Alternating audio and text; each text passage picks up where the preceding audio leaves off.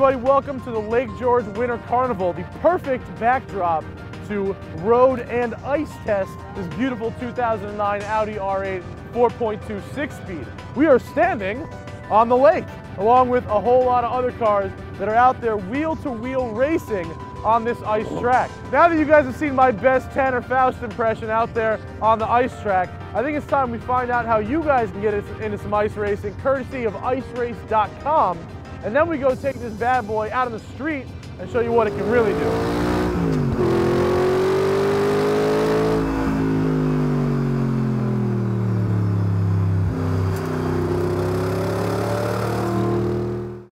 All right, here we have Claude Hutchings from icerace.com, the organizer of this whole big event on here. Good to have you on the show, Claude. Thanks for having us. And for letting us run the car. Well, that was great to have you here. Good times, man. So let's say someone at home sees this show and they decide, man, that looks cool, I want to do some ice racing. The first step after going to icerace.com.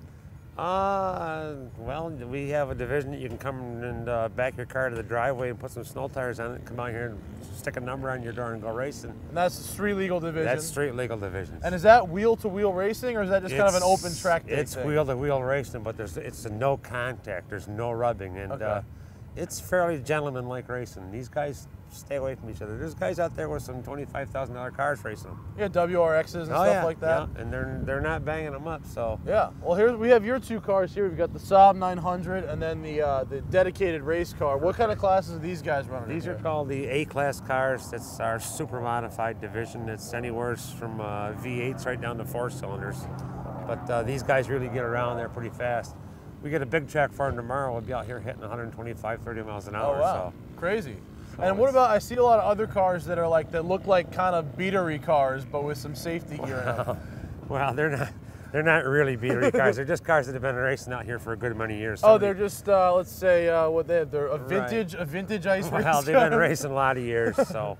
Other than that, next year we do plan on having a class to try to get our car counts back up, where a guy can say, for example, pick up a $300, $400, $500 car side the street somewheres, and kind of put some studs in your tires, whatever you want to do, screws, run what you've run. There it is. Yeah. Do you need any special safety gear or anything like that? We're working on the rules for that class. We're gonna probably require them to have at least a 4-point roll cage, and of course they got a fire extinguisher in their helmet on. Yeah. But yeah. It sounds like a lot of fun. What about the races itself? Are big entry fees or not really?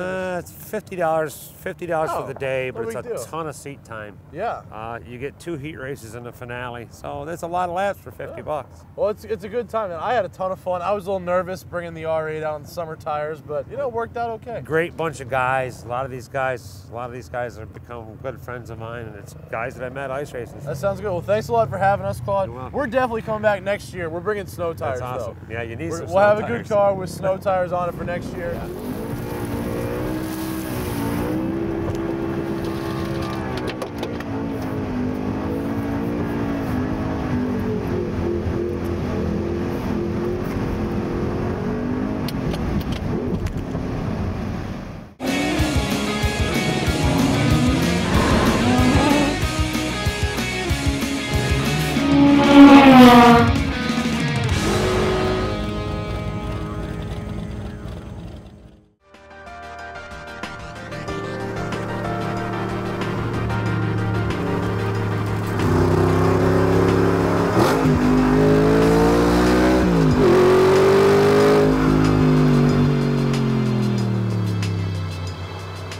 I've always wondered if there was such a thing as a perfect sports car. And there are different kinds of sports cars. There are very extreme sports cars like the Lamborghini Murcielago LP640. There are kind of timid, sedate sports cars like the Porsche 911 that you can drive every day. And then there's sort of middle-of-the-road cars like the Lamborghini Gallardo or the Maserati Gran Turismo or Aston Martin V8 Vantage that kind of have a healthy balance in between. The Audi R8, on the other hand, is a different kind of animal.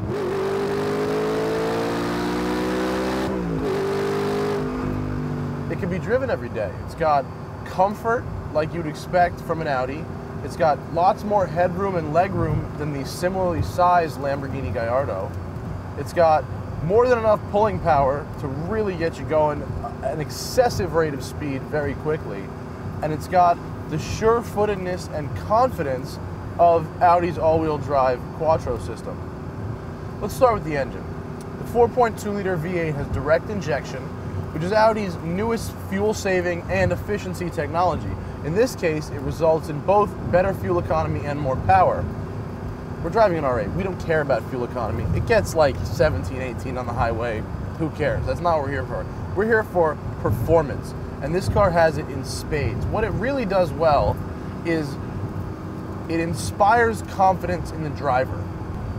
You get in, you turn the key, and it says, "Good morning, Mr. Farah. How may I help you today?" And you say, "Good morning, R8.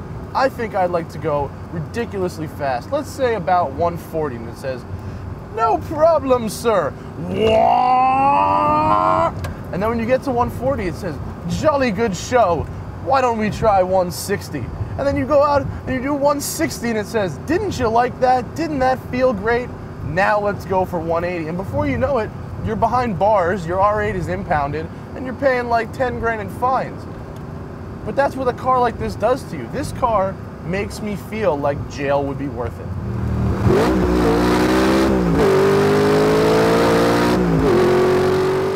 You know what's great about the R8? There are sports cars, and then there are lifestyle cars.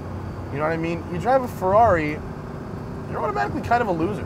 Like, not because there's anything wrong with a Ferrari, there isn't. But because of the way people will look at you. You drive a Lamborghini, you're automatically a douchebag. It's just the way it goes. It comes with the territory. And if you want to be part of that culture, you're going to have to accept that. And that's fine. I would trade douchebaggery for driving a Lamborghini around. In this car, you're just a man.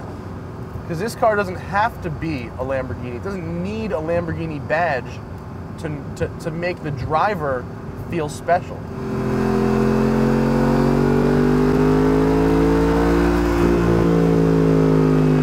The base price of this car is $114,000. Our test car has an as-tested price of $139,000. Most of that comes from stuff that I wouldn't need.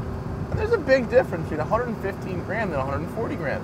For instance, carbon fiber interior, carbon fiber engine compartment. Very cool, totally unnecessary. Navigation, also cool, also totally unnecessary. Enhanced leather, very nice, totally unnecessary. None of those things help the car drive better. They just make the car look prettier. And honestly, this car doesn't need any of those things to look pretty. It looks pretty on its own. And look, if I can save 5 grand by having brushed aluminum here instead of carbon fiber, that is just fine by me.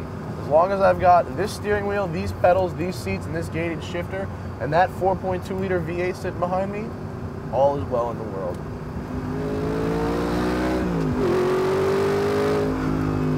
This car is so good at everything it does that it would just make your life better.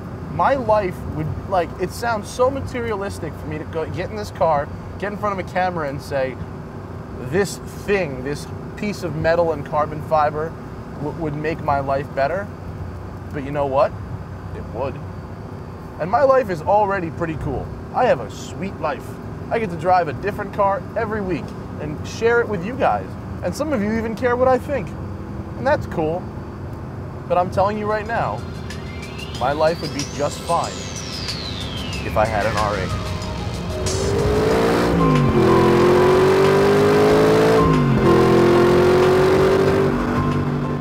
Well, guys, it was a good day for everybody. First of all, I taught you something about ice racing, so that makes the producers happy. Second of all, I put the R8 sideways on the ice. That makes you guys happy. I also did not sink the car into a frozen lake, which makes Audi happy.